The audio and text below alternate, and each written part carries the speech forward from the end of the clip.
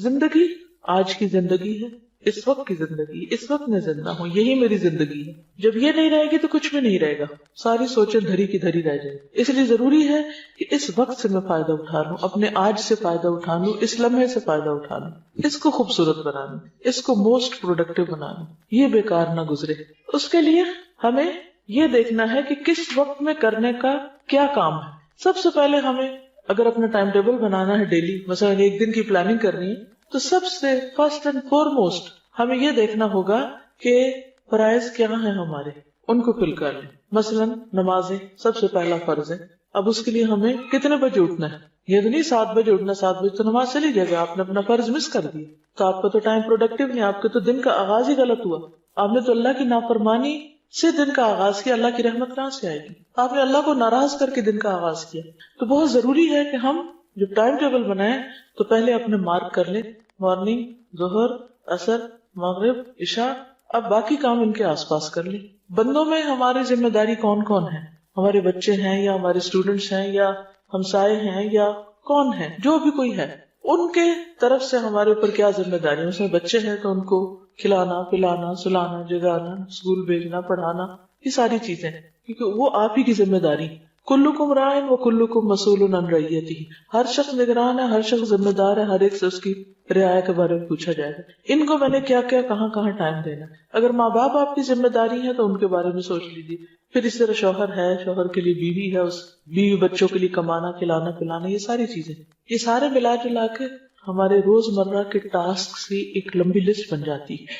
یہ سارے ٹاسک لکھے ہوئے ہونے چاہیے اور اپنے آپ کو چیک کرتے رہنا چاہیے. کیا میری عبادات پوری ہیں؟ کیا میرے فرائض پورے ہیں؟ ذمہ داریاں جو بندوں کی پوری ہیں؟ پھر اگر ہم ایک ٹیچر ہیں تو اس اعتبار سے ہمارے اوپر کیا ذمہ داریاں ہیں، اس کے لیے ہمیں اپنے آپ کو پریپیئر کرنا چاہیے. اگر ہم کوئی کام کرتے ہیں، کوئی اور جاب کرتے ہیں، کچھ بھی کرتے ہیں، اس کے بارے میں ہمیں پتہ ہونا چاہیے کہ ہم نے کیا کرنا ہے. تو کیا کرنا ہے، کیوں کرنا ہے، کب کرنا ہے، کیسے کرنا ہے، کتنا کرنا ہے، یہ معلوم ہونا بے حد ضروری ہے. تو کیا کہ تو آپ لسٹ بنا لیں ٹاسک سارے، کیا کرنا ہے، کیوں کرنا ہے، کوئی بھی کام کیوں کر رہے ہیں آپ، اور پھر کتنا کرنا ہے مجھے. کیونکہ کام تو اتنے ہوتے ہیں بعض اوقات کہ آپ اگر ساری رات بھی لگ رہے ہیں، سارا دن بھی تو ختم نہیں ہو سکتے، مگر ان کو سٹاپ لگانا ہے نا، آگے نماز کا وقت آ رہا ہے، ان کو سٹاپ لگانا ہے کہ آگے کوئی اور چیز آ رہی، تو اس کو پھر آپ اسی کے مطابق ہی ڈیوائڈ کرتے ہیں. تو سارے کیا کرنا ہے، کیوں کرنا ہے، کتنا کرنا ہے، کب کرنا ہے، یہ پتا ہونا چاہیے. یہ نہیں کہ نماز کے وقت میں آپ کھانا پکانے لگ جائیں اور سونے کے وقت میں آپ بیٹھ کے ٹی وی دیکھتے رہیں اور جب پھر نماز کا وقت ہو تو آپ پھر سو جائیں. یہ نہیں ہو سکتا. یہ پھر آپ نے آج کا دن ضائع کر دیا اس کی تقسیم غلط کر کے اوقات. کیا کرنا ہے، کیوں کرنا ہے، کتنا کرنا ہے، کب کرنا ہے اور کیسے کرنا ہے. جس شخص کو یہ پتا ہو کہ کوئی کام میں نے کیسے کرنا ہے، وہ بہت اچھی طرح امن کے ساتھ زندگی بسر کر لے. اب یہاں سے شروع ہوتا ہے، کیسے سے شروع ہوتا ہے علم. اس کے لیے علم حاصل کرنا ضروری ہے. مثلا نماز پڑھنی تو کیسے پڑھنی ہے، کیا کیا کرنا ہے مجھے اس میں، تو کیسے کے لیے جاننا ضروری ہوتا ہے، یعنی علم حاصل کرنا ضروری ہوتا ہے. حتیٰ کہ اللہ سبحانہ وتعالیٰ فرماتے ہیں قرآن مجید میں فَعْلَمْ أَنَّهُ لَا إِلَهَ إِلَّا، جان لو، علم حاصل کرو کہ اس کے سوا کوئی معبود نہیں. اس کو بھی جاننا ضروری ہے، اس کا بھی علم حاصل کرنا چاہیے کہ واہ کیوں، وہی کیوں معبود ہے، کوئی اور کیوں نہیں ہو سکتا. کیا اس کا کوئی پارٹنر ہے، شریک ہے، یا صرف وہی ہے. یہ بھی ہمارے جاننے کی بات ہے. پھر اس کے بعد جب آپ یہ سارا کچھ کر لیں گے اور اپنے اپنے وقت پر صحیح نیت کے ساتھ اپنی ذمہ داریوں کو نبھائیں گے تو آپ کی یہ زندگی انتہائی پرسکون ہو جائے گی جب آپ کو اپنے کام کرنے کے طریقے آ گئے. ابراہیم علیہ السلام نے جب اللہ کا گھر بنایا تھا، کس کے لیے بنایا تھا؟ اللہ تعالیٰ نے فرمایا کہ میرے گھر کو طواف کرنے والوں کے لیے وَطَهِّرْ بَيْتِيَ لِلطَّائِفِينَ وَالرُّكَّعِ السُّجُودِ تک، تو ان سب کے لیے صاف رکھو گھر. لیکن ساتھ ہی انہوں نے ایک دعا مانگی تھی، وَأَرِنَا مَنَاسِكَنَا، کہ اللہ ہمیں ہمارے مناسک عبادت کے طریقے ہمیں سکھا دے. یہاں سے علم کی ضرورت محسوس ہوتی ہے انسان کو، کہ سیکھ کے کرتا ہے انسان. ہر چیز سیکھنے کی ضرورت ہوتی ہے، حتیٰ کہ کھانا پینا بھی، یعنی صرف کھانا، خود کھانا ہے، آپ نے اپنا پیٹ بھرنا ہے، وہ کھانے کا طریقہ بھی آنا چاہیے آپ کو، یہ کیسے کھانا ہے. آپ نے دیکھا کہ کچھ لوگوں میں کھانے کے مینرز بالکل نہیں ہوتے، بہت کچھ پڑھ لے کے جاتے ہیں لیکن ان کو طریقہ نہیں آتا کھانے کا، چبانے کا طریقہ نہیں آتا، کھانے کا نہیں آتا، اور بھی اسی طرح. تو ان میں اور جانوروں میں فرق کوئی نہیں رہ جاتا نا. اب جانور جیسے جگالی کرتے رہتے، اگر انسان بھی ایسے ہی کرتے رہے تو کیا حاصل ہوگا؟ کوئی فرق نہیں رہے گا. میرے خیال ہے مائیں اگر لے کے کھڑی ہو جائے نا بچوں کو، یہ بھی سیکھنے کا طریقہ ہے کہ کلاس روم میں بچے کو خاموش کیسے کروانا ہے تاکہ باقی لوگ واقعی سن سکیں. کیونکہ ماں بننا کافی نہیں ہوتا. یہ سیکھنا ضروری ہے کہ بچے کو پالنا کیسے، بچے کو خاموش کیسے کرانا، بچے کو کھلانا کیسے، پلانا کیسے، سلانا کیسے، چپ کیسے کرانا، بلوانا کیسے، یہ سب کچھ بھی سیکھنے سے تعلق رکھتا ہے. تو بہرحال بات یہ ہے کہ ہر چیز سیکھنے کی ضرورت ہوتی ہے اور سیکھنے کی بہت فضیلت ہے. اب سیکھنے میں بہت سی چیزیں ہم پیسیولی سیکھتے ہیں. پیسیولی سیکھنے کا کیا مطلب ہے کہ ہم ہر وقت ہماری یہ کھڑکیاں کھلی ہیں، کان بھی کھلے، آنکھیں بھی کھلے. کچھ چیزیں ہم دیکھ کے سیکھ رہے ہوتے ہیں بغیر کسی انٹینشن کے، خود بخود وہ ہمارے اندر جاری. کچھ چیزیں ہم سن رہے ہوتے ہیں، آوازوں سے آ رہی ہوتی ہیں اور ہم سیکھ رہے ہوتے ہیں. مثلاً آپ گھر سے نکلے کسی کام سے، رستے میں کوئی میوزک کی آواز سنی، آپ نے کوئی گانا لگا ہوا تھا، کسی نے آپ کو نہیں سکھایا، وہ گانا آپ نے سنا اور تھوڑی دیر کے بعد آپ خود بھی اسی ٹیون میں گانے لگ گئے. یہ کیا ہوا آپ کے ساتھ؟ کیا آپ گھر سے گانا یاد کرنے کے ارادے سے نکلے گے؟ نہیں، لیکن بغیر آپ کے ارادے، نیت کے، وہ آپ کے ازبر ہو گیا، آپ نے سنا اور آپ کو یاد ہو گیا. تو اسی طرح کچھ چیزیں انسان نہ چاہتے ہوئے بھی سیکھتا چلا جاتا ہے. اس لیے بہت ضروری ہوتا ہے کہ اچھے لوگوں کی کمپنی میں ہو. اچھے لوگوں کی کمپنی سے انسان بہت سی چیزیں بغیر کسی تکلیف کے سیکھ جاتا ہے، صرف دیکھ دیکھ کے سیکھ جاتا ہے، سن سن کے سیکھ جاتا ہے. تو اچھی کمپنی میں ہونا جو ہے یہ اللہ تعالیٰ کی ایک بہت بڑی رحمت ہے، بہت بڑی نعمت ہے. اور پھر اس کے بعد انسان نیت، ارادے اور کوشش کے ساتھ سیکھے. تو آپ سب اپنی ایک لسٹ بنائیں کہ آپ کو ابھی تک کیا کیا نہیں آتا جو آپ کو آنا چاہیے. مثلا اللہ نے ہم کو اپنی عبادت کے لیے پیدا کیا، لیکن ہمیں عبادت کرنی نہیں آتی، ہمیں نماز پڑھنی نہیں آتی، ہمیں زکوٰۃ دینے کا طریقہ ہی نہیں پتا.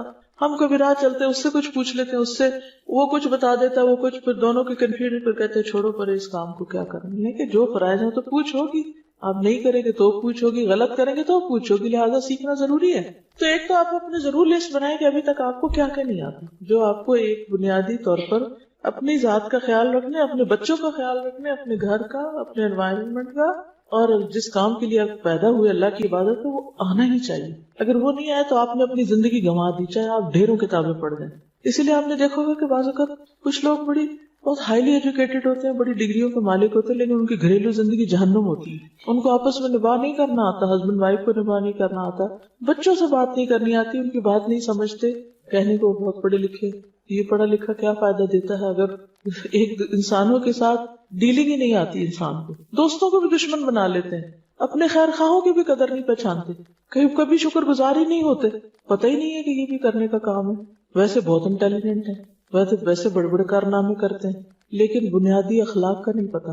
یہ بھی سیکھنے کی بات ہے. تو سیکھنے کو تو بہت کچھ ہے، اور اس کے لیے آپ کو باقاعدہ اپنے ٹائم ٹیبل میں ایک حصہ بنانا ہوگا، سیکھنے کے لیے ایک طریقہ اختیار کرنا ہوگا. تو بات یہ ہو رہی تھی کہ سیکھنے کو تو بہت کچھ ہے، لیکن کچھ چیزیں ایسی ہیں جنہیں پرائرٹی پر سیکھ لینا چاہیے. انہیں میں سے وہ دعائیں ہیں جو ہم اپنی حفاظت کے لیے پڑھتے ہیں. کہ ہم میں سے ہر شخص کسی نہ کسی دل کے گوشے میں اس کے خوف بیٹھا ہوا ہے کہ ہائی چھت نہ مجھ پہ آ گرے.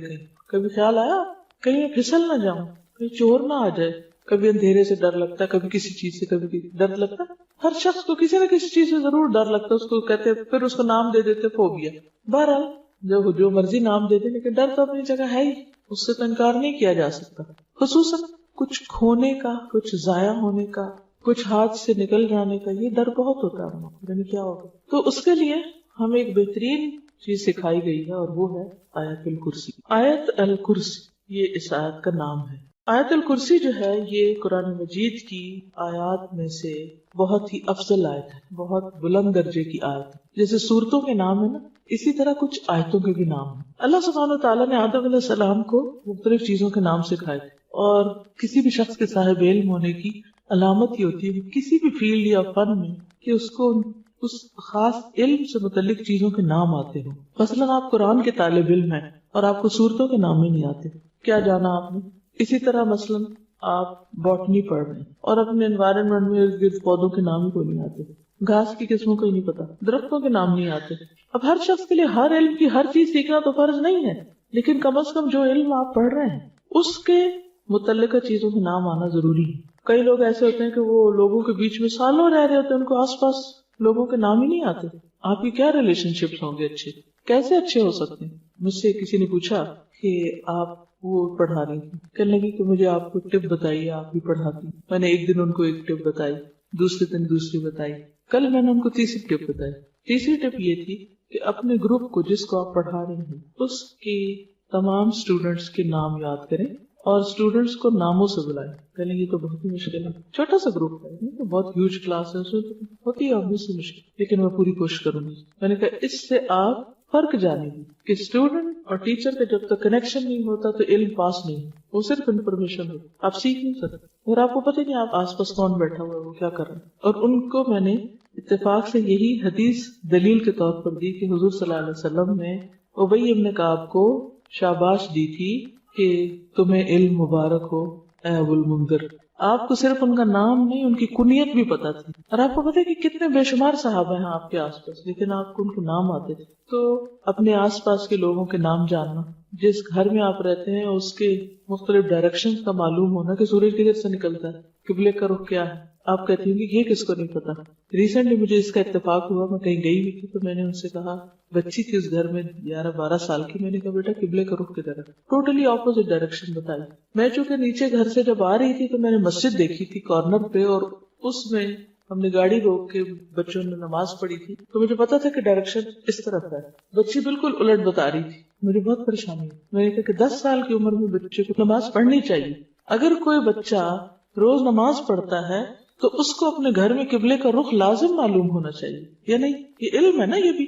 اگر ہمارے بچوں کو اپنے ہی گھر میں قبلے کا رخ پتا نہیں تو اس کا مطلب ایک فرائض میں سے ایک فرض ان کا چھوٹ رہا ہے. وہ خود تو پتہ نہیں کہ آپ پڑھتے ہیں یا نہیں، کہ مہمان کو بھی غلط بتا دے اس کی نماز بھی گئی. تو یہ بے حد ضروری ہے کہ ہم فرض درجے کے جو علم ہے ہم پر وہ ہم ضرور جانیں. تو بہرحال کہنے کی بات یہ تھی کہ قرآن مجید کی مختلف آیات کے بھی نام ہیں، سب کے نہیں ہیں لیکن کچھ کے، مثلا آیت دین ہے، آیت الکرسی ہے.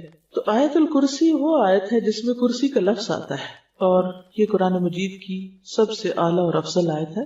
اس کے بارے میں آتا ہے کہ حضرت ابی ابن کعب کہتے ہیں، یہ ایک عالم صحابی تھے، اہل کتاب کے علماء میں سے تھے، اسلام لے آئے اور کاتب وحی بھی تھے. وہ کہتے ہیں کہ رسول اللہ صلی اللہ علیہ وسلم نے فرمایا، اے ابو المنذر، کیا تجھے معلوم ہے کہ کتاب اللہ میں سے تمہارے پاس کون سی آیت سب سے افضل ہے؟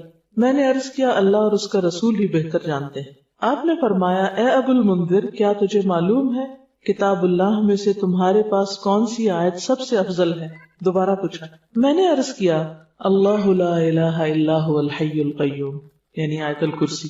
آپ نے میرے سینے پر ہاتھ پھیرا شاباش دینے کے لیے اور فرمایا، ابو المنذر، تمہیں علم مبارک ہو، یعنی تم جانتے ہیں. اس ایک حدیث کے اندر بہت کچھ سیکھنے کے لیے. مثلا سب سے پہلے تو نبی صلی اللہ علیہ وسلم کا طریقہ تعلیم معلوم ہوتا ہے کہ آپ نے اپنے صحابی کو سوال کیا. یہ نہیں کہا کہ میں تمہیں بتاتا ہوں. ہمیں تو کوئی بات پتا ہو تو ہم کیا کہتے ہیں، ادھر میں تمہیں بتاؤں. لیکن آپ نے پوچھا. کیوں پوچھا؟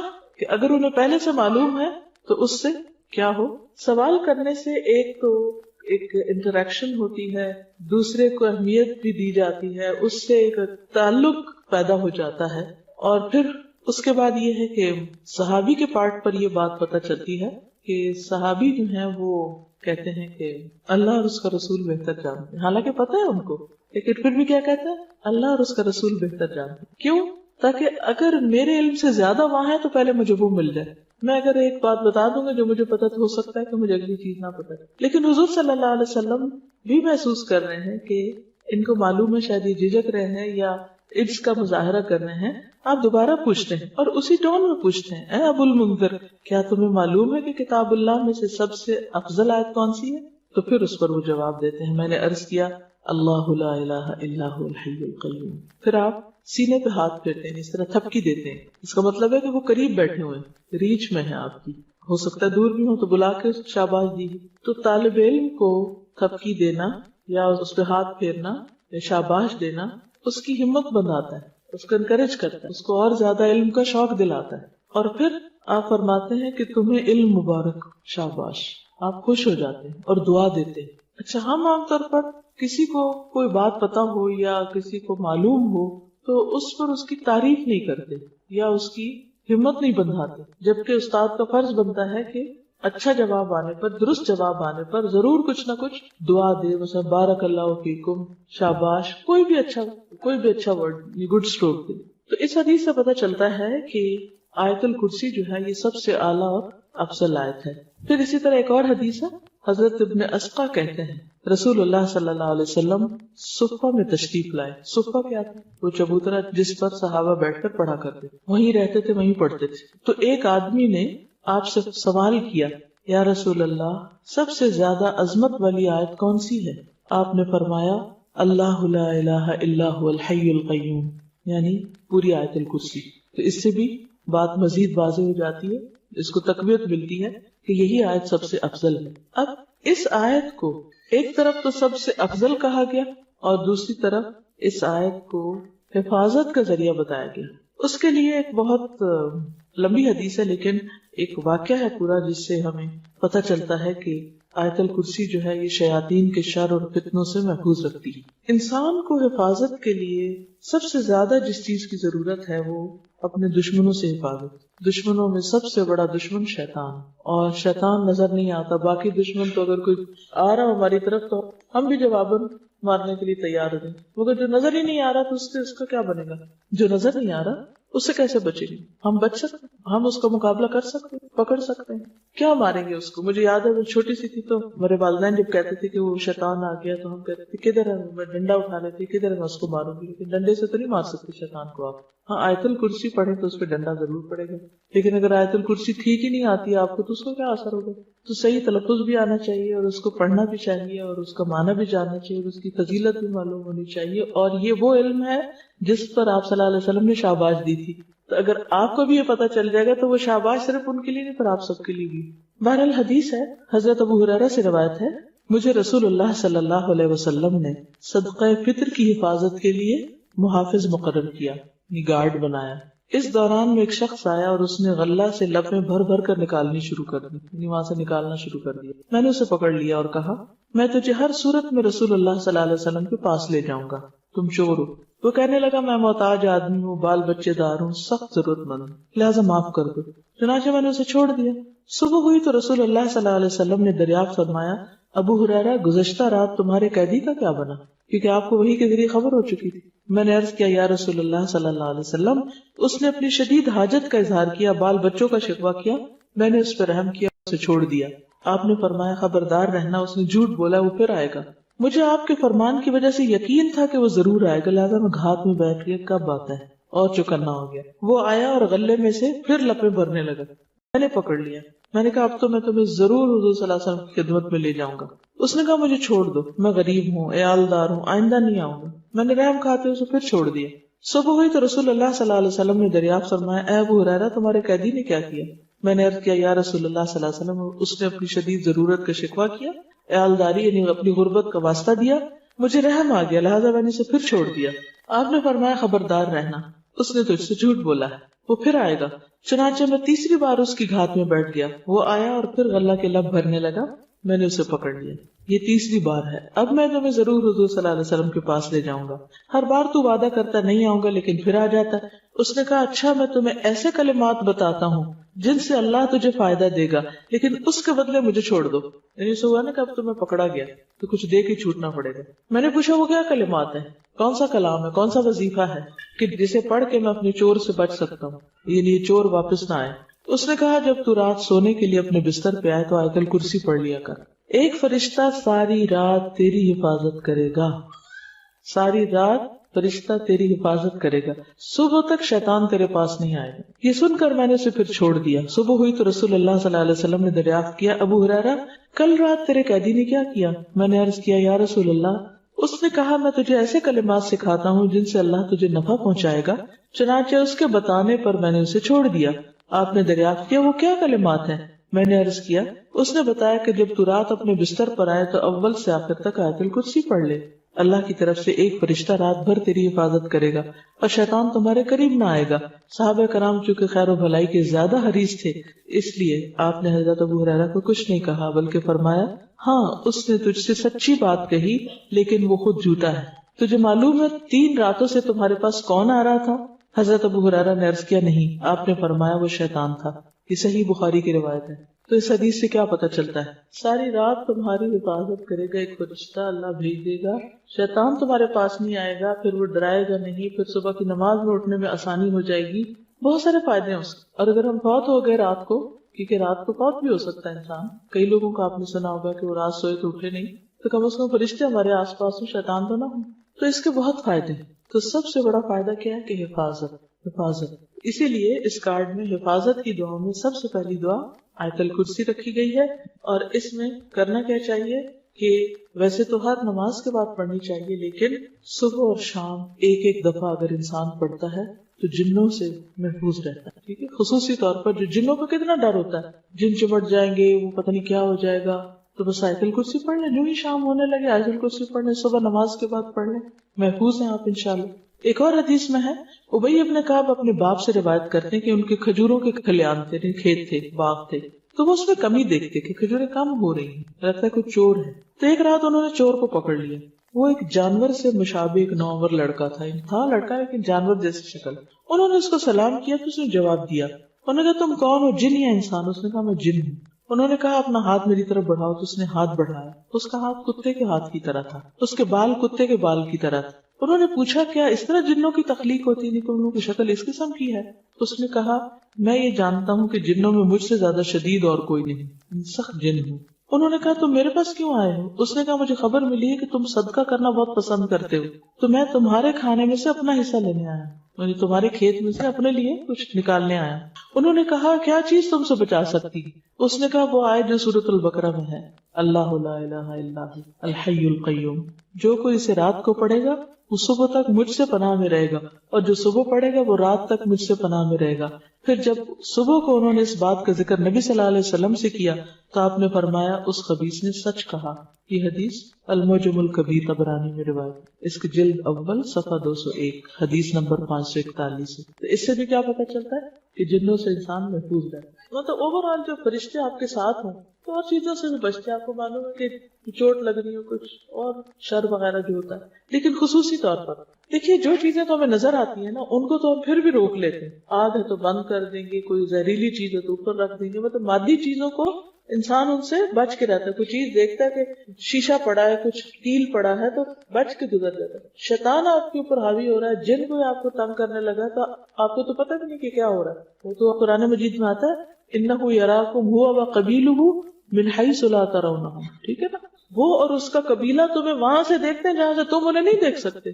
تو جس دشمن کو دیکھ نہیں سکتے اس سے کیسے بچنا ہے؟ یہ آیت حفاظت کے لیے. پھر اسی طرح ہر فرض نماز کے بعد آیت الکرسی پڑھنے سے انسان جنت میں داخل ہو، کیونکہ یہ افضل آیت ہے، اس میں اللہ سبحانہ تعالیٰ کا تعارف ہے. تو اس کے لیے میں چاہوں گی کہ آپ لوگ 2-3 کام کریں. ایک تو یہ کارڈ جو آپ کے پاس ہے، اگر اس کو اپنے گھر میں کہیں بھی رکھ دیں، نظر آئے گا خوبصورت تو جلدی سے اٹھ کے پڑھنے کا یاد بھی رہے گا. دوسرا یہ کہ ہم نے یہ کیا تھا کہ ایک پوسٹر پہ آیت الکرسی اس طرح چھپا لی تھی. یہ پوسٹر آپ کہیں اپنے گھر میں ایسی جگہ لگا لیں کہ جہاں آپ مس نہ کریں صبح شام اس کو پڑھیں.